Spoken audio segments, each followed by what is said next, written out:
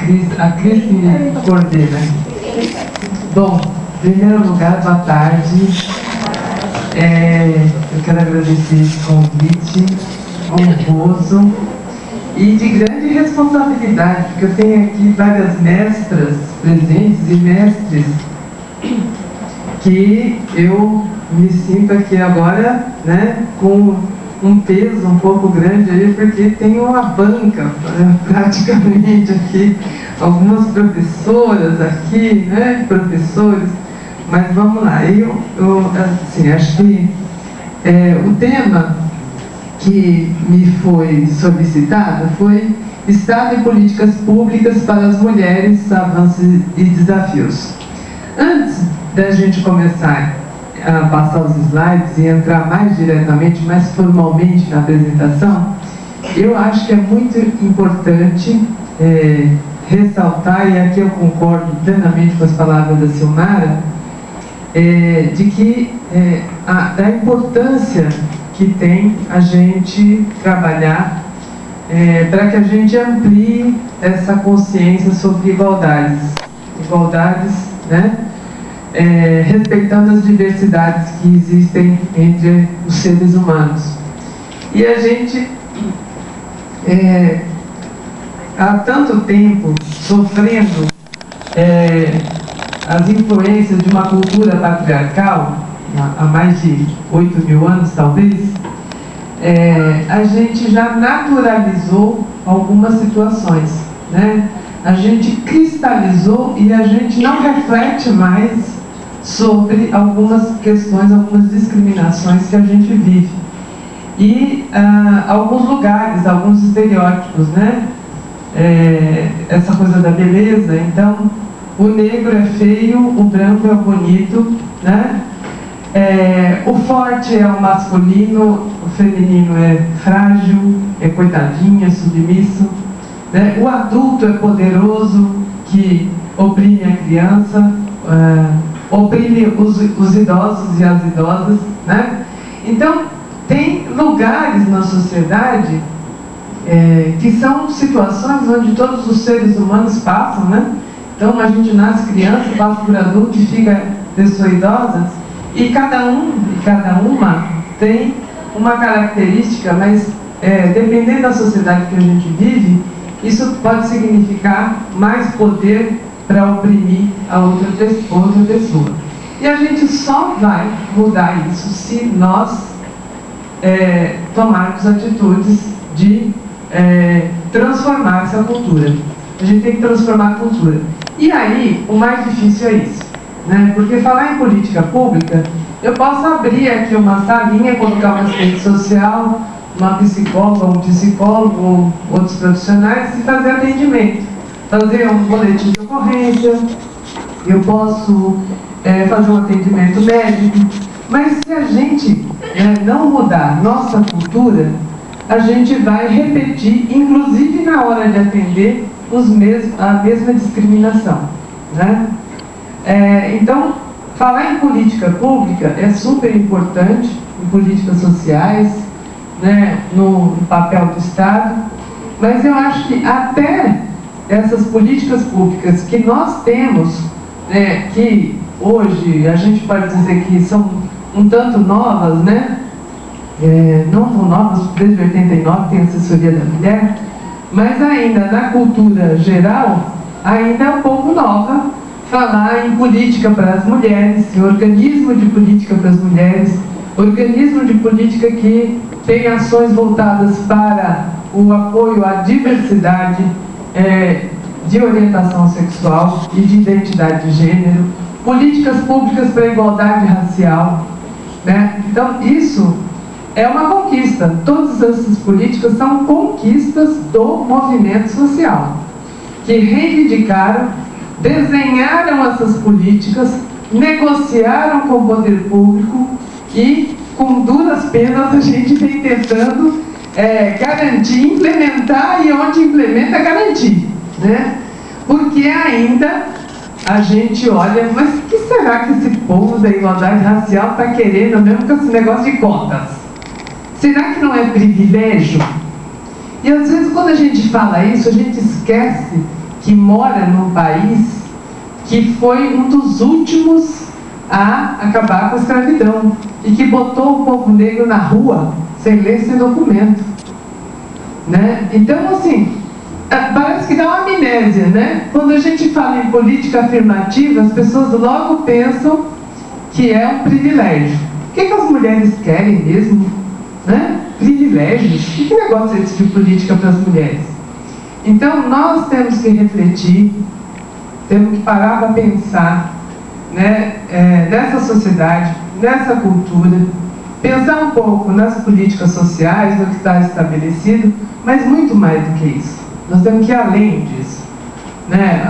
As feministas da década de 60 tinham uma palavra interessante, que era nosso corpo nos pertence, e foi muito revolucionário, mas a gente continua precisando afirmar isso. Nosso corpo nos pertence, a cada um de nós, com a nossa diversidade, e a gente precisa construir esse lugar, né, na sociedade como um lugar de respeito, né, seja a pessoa idosa, seja a mulher, o homem, a pessoa negra, a estrangeira. Hoje nós temos uma situação um pouco mais recentemente, com pessoas que chegam de vários países e que sofrem muita discriminação, né? Se vier da França, né? E aí tem o nosso modo capitalista ainda de viver. Se for uma pessoa que veio da França, pode ser bem recebida às vezes, mas se vier do Haiti, né? Aí tem discriminação por causa da cor, por causa da origem e por aí afora. Então, nós temos que cotidianamente ir refletindo sobre o que a gente naturaliza como opressão, como que a gente pode mudar essa cultura a partir, né, da nossa convivência em casa, no trabalho, na escola, no partido político, na administração pública e por aí afora. Então, só para reforçar que essas políticas públicas para as mulheres, né, a gente só conseguiu porque a gente estava vivendo também num processo democrático, a gente conquistou uma Constituição em 88 que prevê, inclusive, as políticas públicas afirmativas de direito.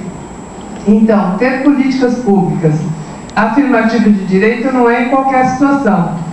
Numa situação de um governo opressivo, ditador, dificilmente a gente teria a condição de desenvolver políticas públicas voltadas para a afirmação de direitos. Então, na minha apresentação, vou falar um pouquinho dessa questão das políticas públicas, do papel do Estado e tal, das políticas para as mulheres, como é que ela se organiza, né, alguns avanços, né, e tem bastante coisa de avanços, e depois falar um pouquinho dos desafios. Mas vamos lá. Então, a função do Estado. O artigo 5º da Constituição fala que todos são iguais perante a lei, sem distinção de qualquer natureza. Vem aí a nossa base, garantindo-se aos brasileiros, eu acrescentaria lá, e às brasileiras, né? E aos estrangeiros residentes no país, a inviolabilidade do direito à vida, à liberdade, à igualdade, à segurança e à propriedade, e nos termos que se seguem. Aí tem um outro trecho que fala o seguinte: estabelece como um dos objetivos fundamentais da República promover o bem de todos, sem preconceitos de origem, raça, sexo, cor, idade e quaisquer outras formas de discriminação. Então, é papel do Estado fazer isso, né? Garantir as condições das pessoas viverem sem passar por esses tipos de preconceitos, certo? Então, o objetivo do Estado é esse, né? Então, quando alguém fala assim, mas para que política para a mulher mesmo? Está lá na Constituição, vê lá, né? A gente precisa superar esses preconceitos. Para isso tem que ter uma ação do Estado. Aí eu fiz uma diferenciação aqui, só para a gente consolidar uma ideia de que a necessidade da política para a gente afirmar direitos, ela não pode ser uma política só de governo, ela tem que ser mais ampla, ela tem que ser uma política de Estado, porque os governos podem organizar os seus programas e projetos de acordo com a realidade e a conjuntura que tem. Mas se é uma ação institucional permanente que reúne todos os órgãos que compõem o Estado, isso tem uma tendência a ser, assim, a suplantar aquele governo que ele tem um tempo determinado, né? Mas o Estado continua. Então o Estado é um conjunto de instituições permanentes, né? Que aí alguns, né, que eu citei, como legislativo, judiciário, exército e outros entes, que possibilitam a ação do governo. Então, o governo é um conjunto de programas e projetos que parte da sociedade, formada por políticos, técnicos, técnicas, organismos da sociedade civil, que propõem, né, para a sociedade como um todo, configurando-se como uma orientação política de uma administração. Então, a gente precisa consolidar essa ideia da igualdade e do respeito a todas as pessoas como um princípio do Estado. E políticas públicas, né? O que são políticas públicas? Então, para a gente concretizar os direitos sociais, a gente precisa das ações do Estado diretamente articuladas por ele.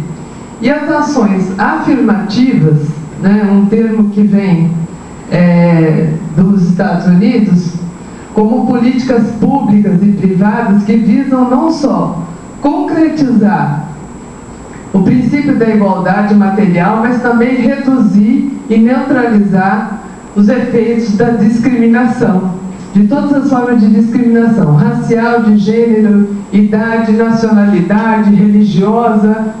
E a gente já tem discriminação religiosa, tem histórias aí de pessoas que são de religiões de matriz africana, que são obrigadas a sair de casa no Rio de Janeiro, né? Pessoas apedrejadas na rua, né? Então a gente tem um nível, um crescimento do ódio entre nós que está uma coisa muito complicada, né?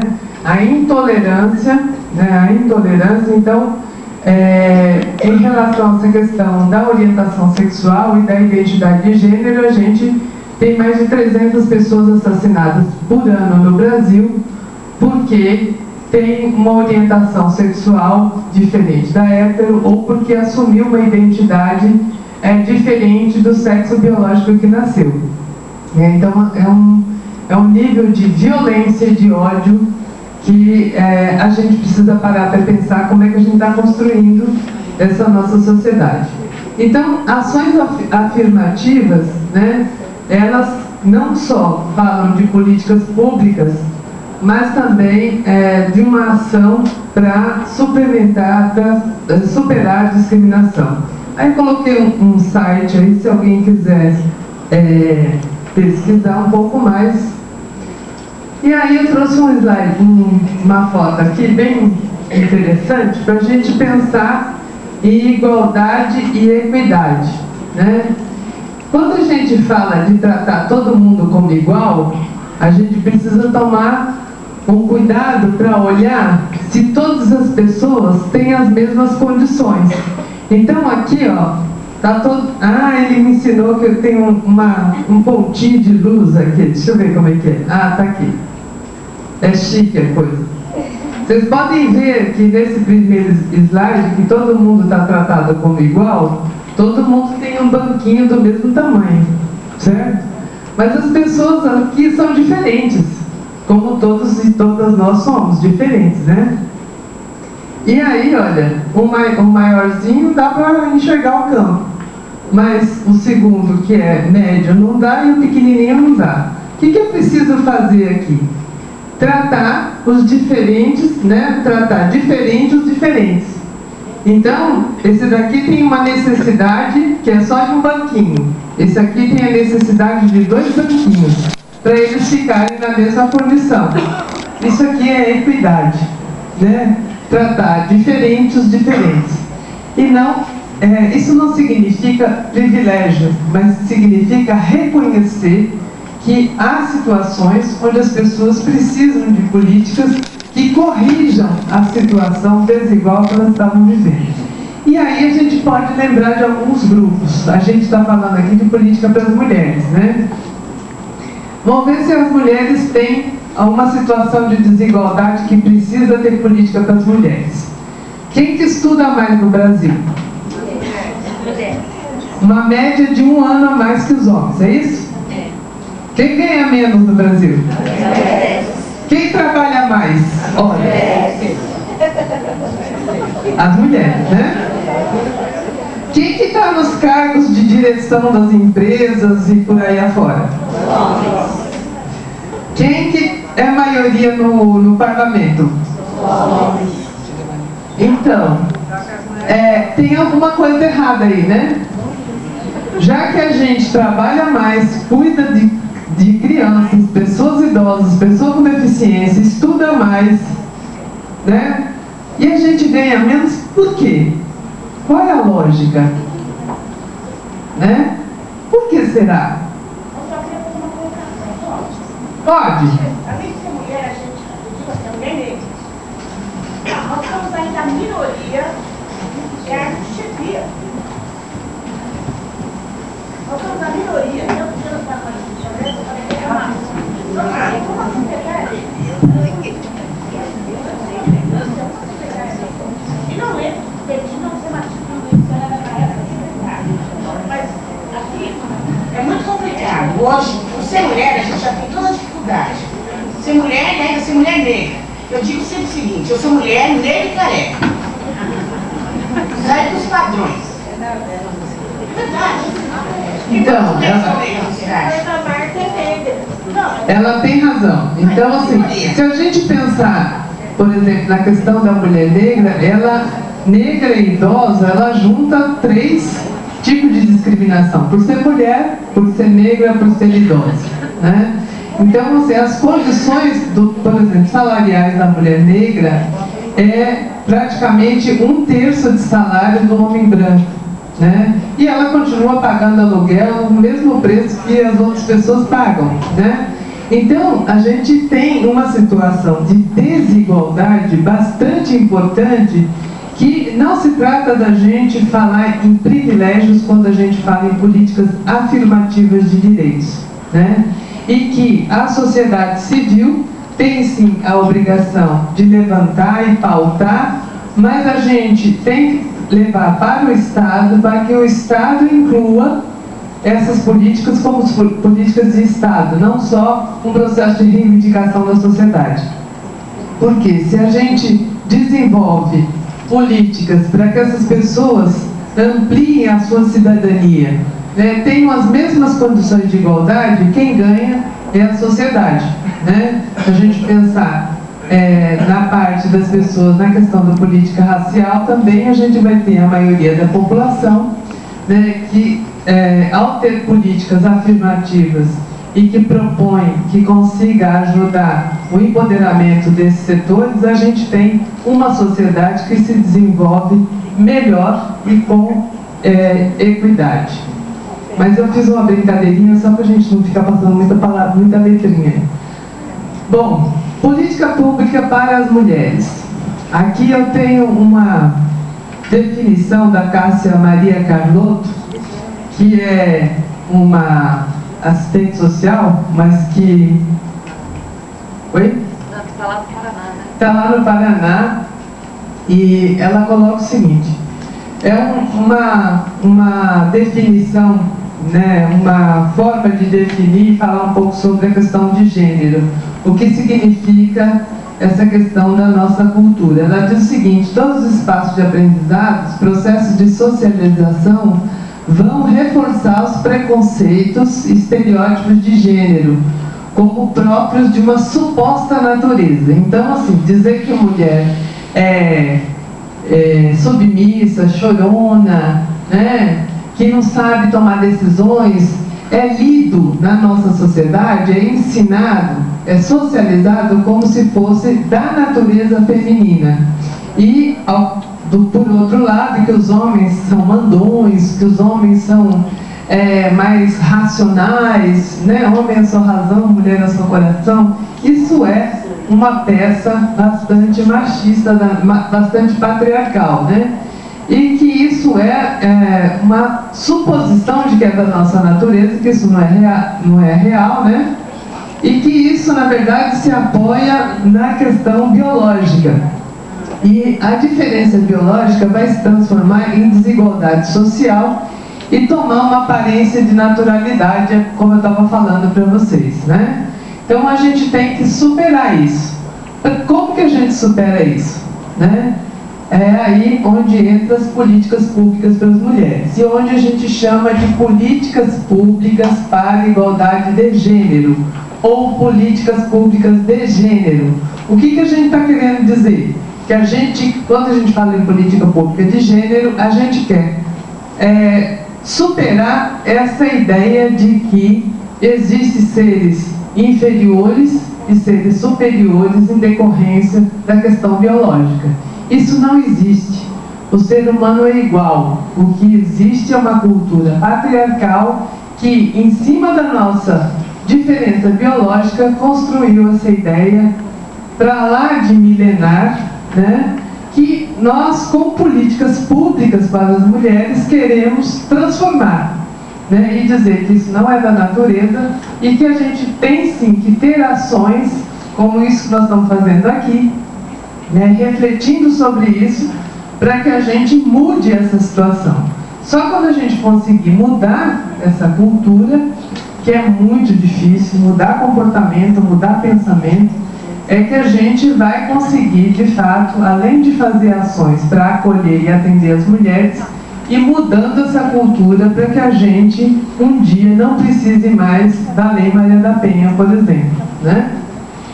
Então, os princípios orientadores da política para as mulheres. Eu peguei da política nacional, porque as políticas públicas realizadas nos municípios e no Estado seguem a política nacional. Então, o primeiro ali, a autonomia das mulheres em todas as dimensões da vida. Autonomia econômica, né? Ajudar as mulheres, promover essa autonomia econômica. Muitas de nós, com a minha idade, por exemplo, não podia estudar porque a gente ia casar mesmo. Era isso que a gente ouvia na família. Depois a gente ficou com 40 anos, 2 filhos, 3 filhos, sem emprego, né? E o marido trocou a gente por 2 de 20. E aí a gente tem que ir à luta. E aí a gente precisa de apoio para a gente ter um curso profissionalizante, precisa de apoio como empreendedor e por aí afora, coisa que a gente faz, né, Cris? E autonomia também de decisão sobre o nosso corpo. A gente até hoje precisa de autorização do marido para fazer uma laqueadura. A trompa está no nosso corpo. Mas a lei ainda diz que o homem precisa autorizar. É verdade.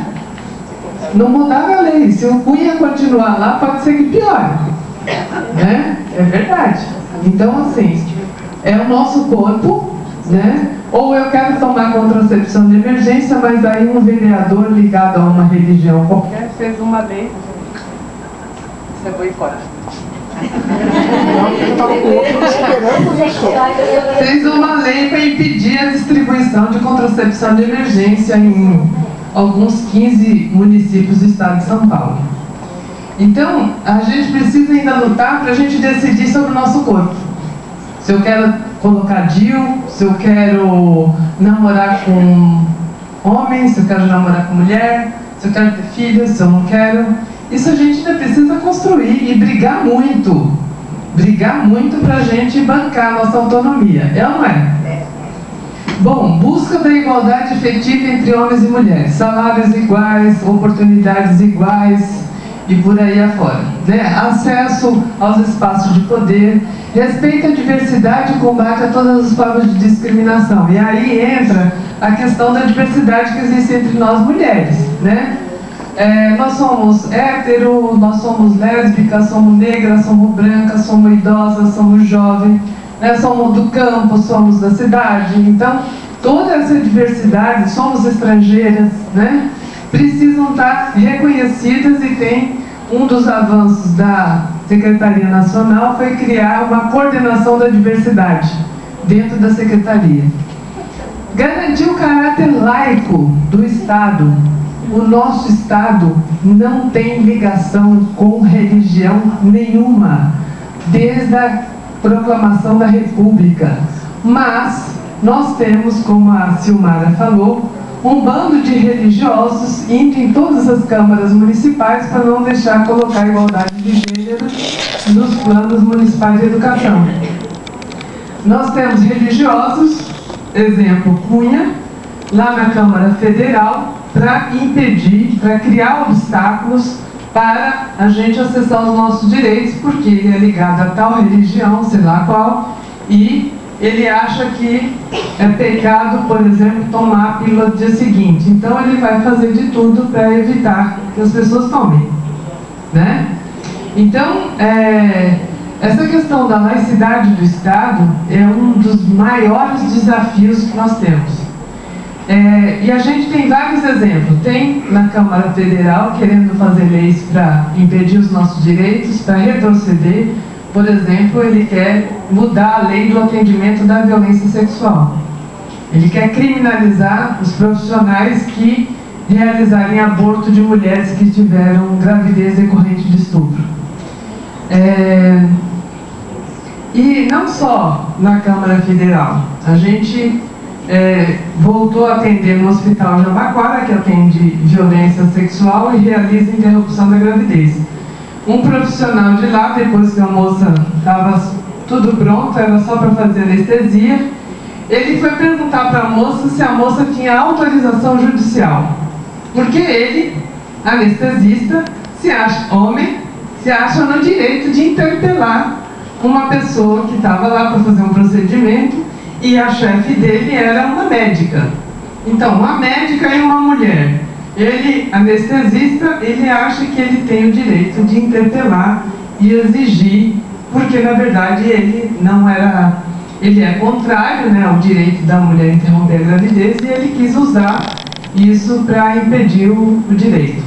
E qual é a base disso? A religião. Então, assim, é muito comum no nosso cotidiano a gente ter dificuldade de acesso aos nossos direitos em decorrência de interpretações de religiões, né? E aí a gente precisa ficar esperto em vários lugares. Tem escolas públicas rezando o Pai Nosso na hora de começar a aula, né? Mas aí não faz outras orações, por exemplo, canta um mantra, alguma coisa assim, ou então, né, faz outros procedimentos religiosos para reconhecer todas, né, as religiões. Então isso a gente precisa tomar muito cuidado, porque isso está se tornando cada vez mais comum. Universalidade dos serviços e benefícios ofertados pelo Estado, né? Então a universalidade é uma coisa importante, porque garante que a política pública tem que chegar a todas as pessoas. Participação ativa das mulheres em todas as fases das políticas públicas e no controle social. E uma palavrinha mágica que é a transversalidade, né? A política pública, tanto para as mulheres quanto para a igualdade racial, ela se efetiva na articulação com os outros setores. Então eu posso pensar, por exemplo, um programa de estimular as pessoas a terem acesso a, sei lá, acesso ao planejamento reprodutivo, planejamento familiar, mas as colegas da saúde estão falando que é para a gente falar planejamento reprodutivo. Só que a gente pode ter a ideia, discutir com o pessoal da saúde, mas quem vai efetivar isso é a Secretaria da Saúde. A Secretaria da Mulher não tem esse aparato técnico para isso.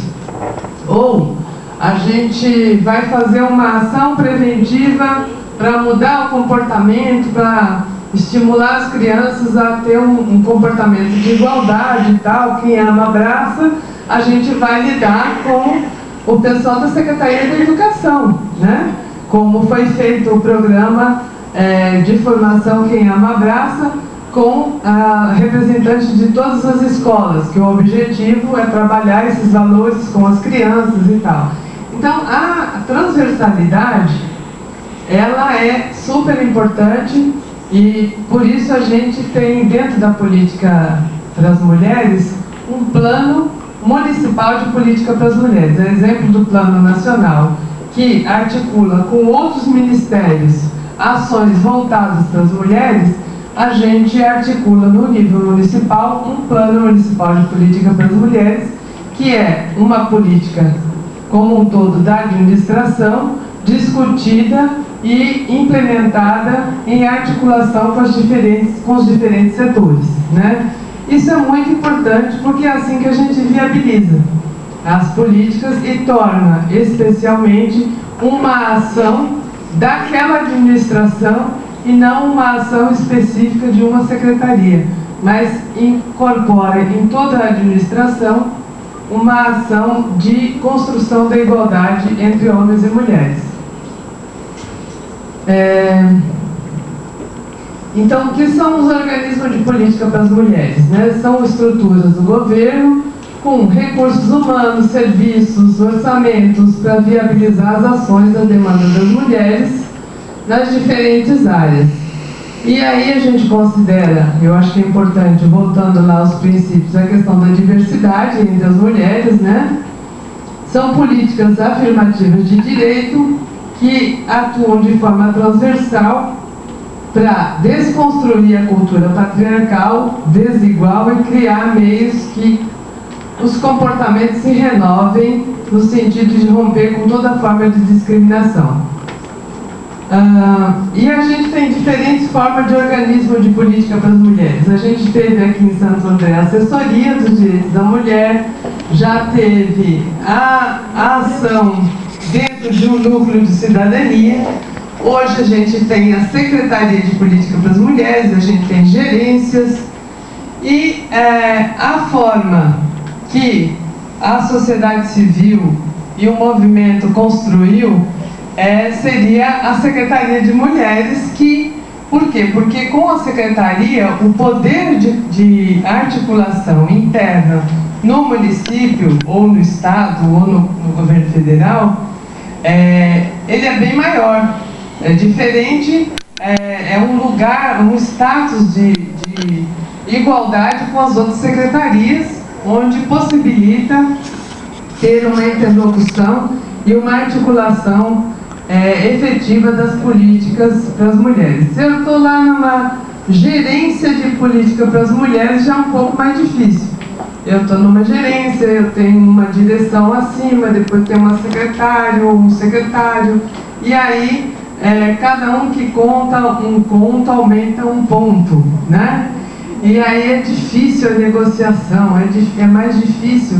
E aí é um processo, e eu sempre falo que fazer política para as mulheres é um processo de militância para fora e para dentro, né? Porque o tempo todo a gente precisa estar conversando, convencendo da importância, né? Mostrando, a gente por isso precisa muito de indicadores, a gente precisa estar sempre com uma justificativa bem pronta, né? Para dizer, olha, por que a gente precisa fazer isso, vai dar aonde, né? Então, uma secretaria ou algo que seja similar, mas que tenha esse poder de articulação interna no governo. Então, e aqui são 11 eixos da política nacional que mais ou menos é seguido pelos planos municipais.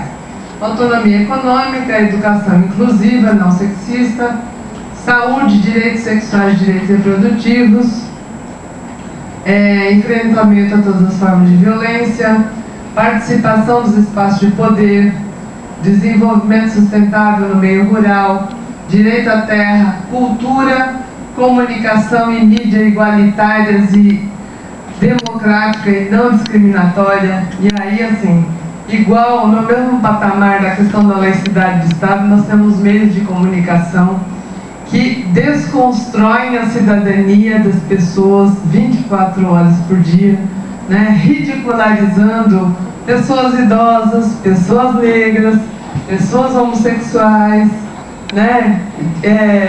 Descriminalizando e ridicularizando mulheres que não estão dentro do padrão global de beleza, né? Então, assim, os meios de comunicação passam o tempo todo colaborando para manter discriminações e preconceitos, praticamente, né? Então, uma ação em relação aos meios de comunicação, eu acho que é um grande desafio que a gente tem. Aí a gente tem mais um item, que é enfrentamento do racismo, sexismo e lesbofobia, enfrentamento a todas as formas de desigualdades geracionais e tal. E aí tem mais um item, que é a questão do controle social. Alguns mecanismos que a política nacional tem de execução e monitoramento. Então, tem o Conselho Nacional, né, de Política para as Mulheres, que é de 85. Então, olha há quanto tempo esse movimento social está construindo esse debate. Desde 85 nós temos um Conselho Nacional. Conselhos estaduais, eu coloquei, conselhos nacionais e federais ali, agora que eu estou vendo, que eu estava fazendo isso e ia dormindo ontem, eu acho. Conselhos nacionais, estaduais e municipais, Câmara Técnica para monitoramento da política de enfrentamento à violência. Então, nós temos um pacto nacional, uma política nacional, e foi criado câmaras técnicas. Então, a gente tem uma Câmara Técnica no nível nacional, tem uma estadual, que a gente nunca, mas tem, está nomeada oficialmente pelo Diário Oficial. E tem que ter câmaras técnicas também no município para monitorar como que estão sendo feitas as políticas de enfrentamento à violência, né? Tem Câmara Técnica de monitoramento do Plano Nacional de Política para as Mulheres, né? Aquele plano que é pactuado com todos os ministérios, o que a gente vai fazer e tal. Então tem que ter uma Câmara Técnica também para monitorar. Observatório de Igualdade de Gênero e um Plano Nacional. A questão da transversalidade, que está presente no Plano Nacional de Política para as Mulheres, incluído no PPA. Bom, eu já falei um pouquinho da transversalidade, deixa eu ver a hora aqui. Cris? Oi? Pode ir concluindo, né? Eu imaginei. Então, principais conquistas da política da Secretaria Nacional de Mulheres. Então, acho que uma das coisas principais é esse processo de participação que a gente tem, esse mecanismo de participação que acaba colaborando nos municípios e estados para construir política pública, que são as conferências. Né? Aqui a Conferência da Mulher já foi. Quem participou da conferência aqui?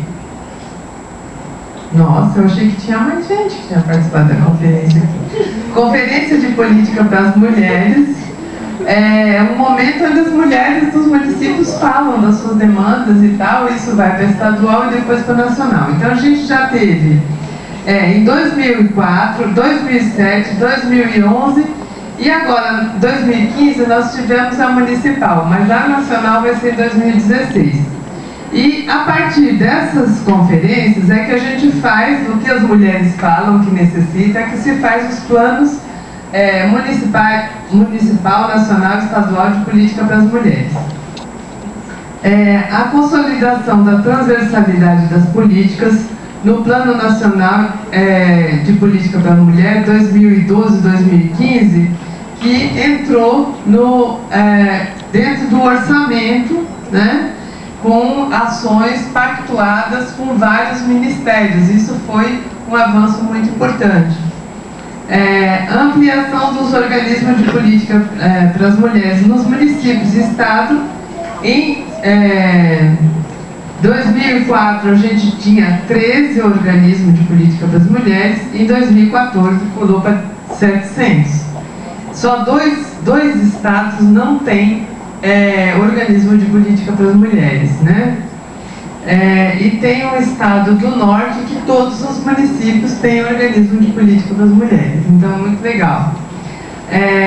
A questão da comissão tripartite para estudar e propor ações em relação à situação do aborto foi a primeira vez no Brasil que foi criada uma comissão entre governo, judiciário e sociedade civil, entre Secretaria de Política para as Mulheres representando o Executivo, parte do Judiciário e sociedade civil, para estudar a questão do aborto clandestino no Brasil.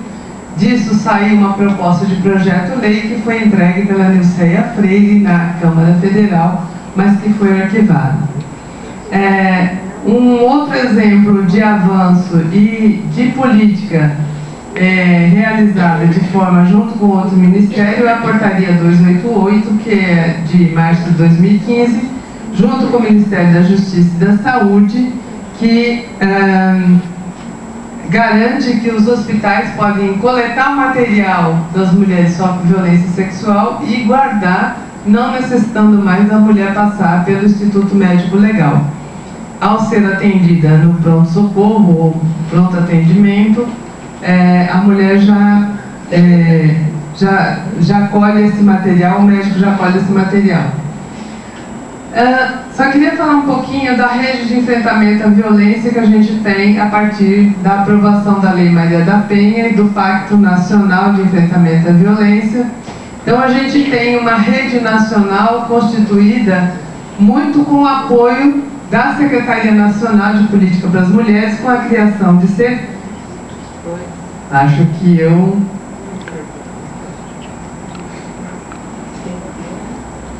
O que eu fiz aqui? Aqui.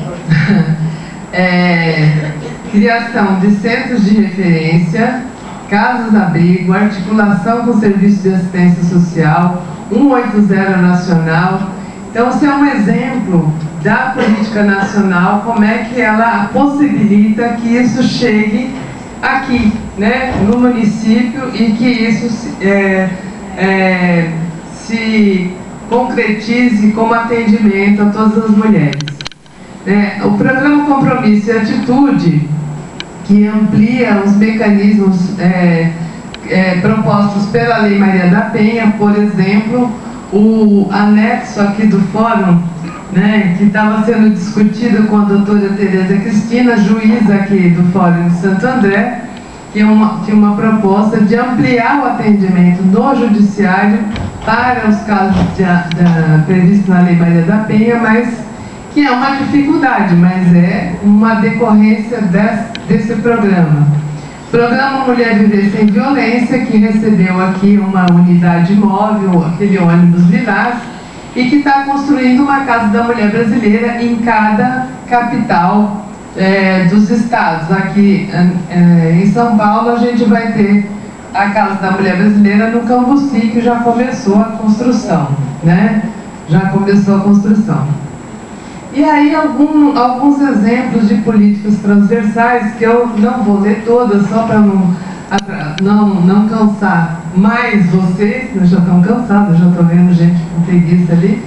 Então, ações transversais com o Ministério Agrário, das mulheres rurais, né? Tem vários programas. Ações transversais no mundo do trabalho, por exemplo, formação profissional para as mulheres em áreas consideradas masculinas, né? A gente teve em São Bernardo um programa para mulheres pedreiras, por exemplo, né? Ampliação dos direitos trabalhistas, inclusive a questão da PEC das domésticas, tudo isso são ações construídas com a parceria entre Secretaria de Políticas para as Mulheres e os outros e o Ministério do Trabalho.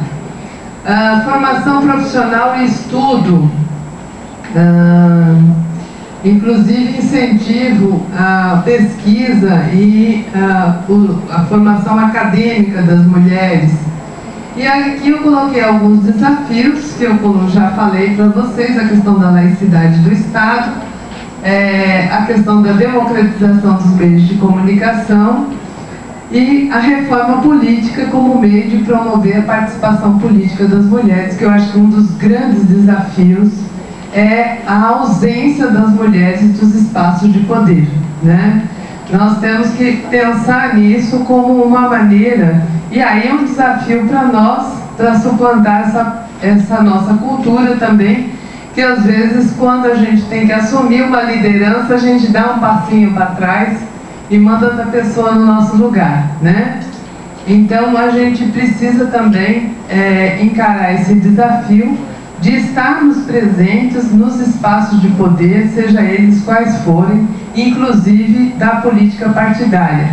Porque nós temos sim muita coisa para dizer e muita coisa para colaborar para que essa sociedade mude e consiga reconhecer todas as pessoas como cidadãos e cidadãs plenas, independente de qualquer diferença que exista entre nós, né? E as diferenças são ótimas, são bem-vindas, ninguém quer ser igual, ninguém quer ser um bandinho de robô, né?